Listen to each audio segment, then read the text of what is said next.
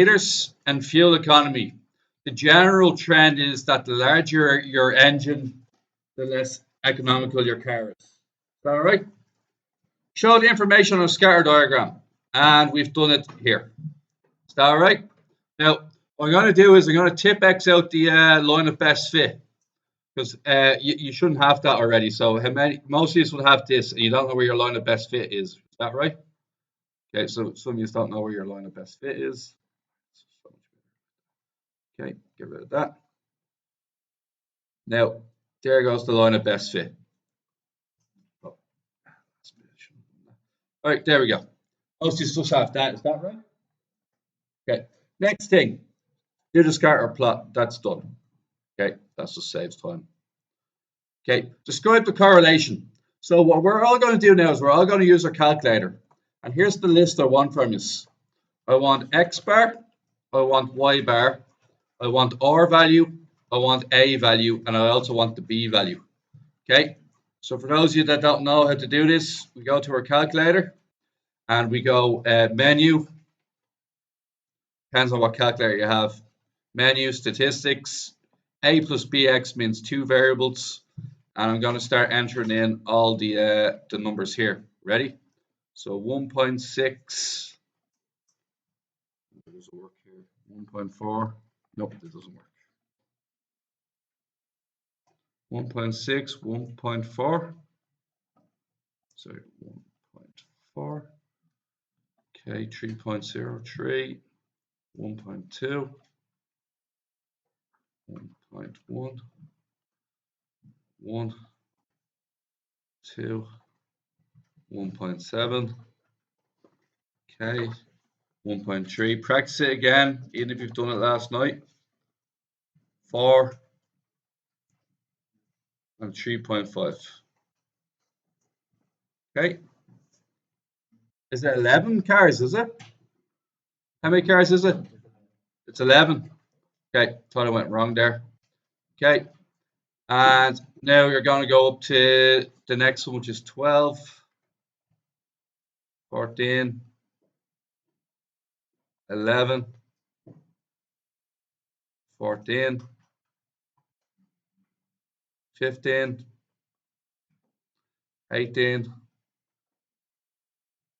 11, 12, 15, 6, and then finally followed by 8. Okay, you're going to pause it there. Now, you press AC, okay, and then I go up OPTN, and I'm going to press number 2, two variable calculations. What I'm after is the X bar and the Y bar. Did anybody get X bar of 1.98? And then a Y bar of 12.36. So X bar is 1.98 and Y bar is 12.36. Is that okay with you guys? Now, what's the R value, which is our correlation coefficient? We need to go back, right? And we press options again. Options, and we go regression, 3. And I have my A, my B, and my R value. My R value is 0.925 minus 0.925, which is a strong negative correlation, which means as my car size goes up, my fuel economy goes down.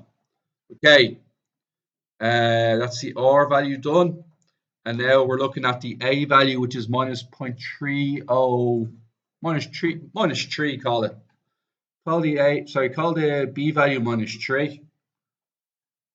The B value, just call it minus 3. It's so close to minus 3. And our A value,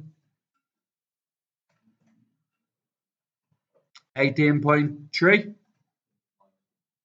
minus, 18.3. Okay. Now, two ways of doing this, all right? I've shown the 6 years, something like this, all right? So I'm going to show you a choice of 3 points you're going to use.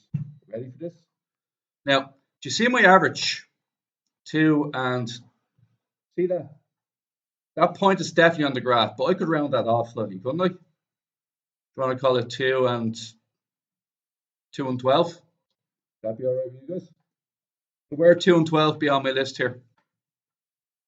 2 and 12. Do you see that extra point I added in? That's definitely on the line of that. Is that okay? Does everybody see the y-intercept? What's the y-intercept? The y-intercept is 18.3, isn't it? So that would be halfway between 20 and 16. If you want to call it 0, 18, be my guests. Now, you notice that I'm not accurate here, am I? You notice I've rounded off stuff. Isn't the whole point is that you're doing it by eye and you're not 100% accurate. You're giving the illusion to the examiner that you did it by eye. Just so happens you're very good at picking the line. Okay? So, what's this again? This is 2 and 12. If I wanted something on my x-axis of interest, how do I find out where it hits my x-axis? Could anybody tell me how to do that? Yeah. So here's the equation here. Minus 3x plus. It's that, isn't it? And what happens if I let the y value be equal to 0? What happens then? Or something like that, yeah. And x value? And 6.1 is very close to 6. Now, here's the problem with that. Am I going to fit that in my graph? 6 is all the way over here, isn't it? So, what's the gap from? So, do you notice the gap from? Let's being really honest here. Do you notice the gap from 2 to 4? Let's say. Ever see the gap from 2 to 4? That's the same gap as 4 to 6. See, it's pretty much bang on, isn't it? So it depends which axis you can fit it in on. In question 11, I couldn't fit it in on the y-axis, so I fit my second point in on the x-axis. Does that make sense? Now, I know some of you didn't do this last night, but here's what we're looking at now. So all that work I did earlier, right? So this is 6-0 now, yeah? It's your choice which 2 points you use. You get what I'm saying? I can use any 2 of those 3 points. But in order to get full marks in a test, it asks me to find the equation of the line of best fit, doesn't it? Draw the line of best fit and find its equation. I actively have to find its equation. Can't just use the calculator. So what do I need to do? Anybody tell me? I have to do that, don't I? And what else do I have to do? I have to do the slope, don't I? Slope. So which 2 points do you want me to use? I can use any of them. I use y and x. Do you want me to use y and x? Grand. So 0, 18, and 6, 0. Is that right? Okay. So it's going to be 18 take away 0, all divided by, what do we say? 0 take away 6, which is minus 3. And that's what we agreed on earlier, wasn't it? We agreed that the b value was very close to minus 3. So there it is, minus 3. Now, we could also use the formula y equals mx plus c. Why am I allowed to use mx plus c this time? I know the c value is 18. So the answer is quite simply 3x plus 18. If I didn't use that formula and I used this one, here's what would have happened. Believe it or not, the exact same thing.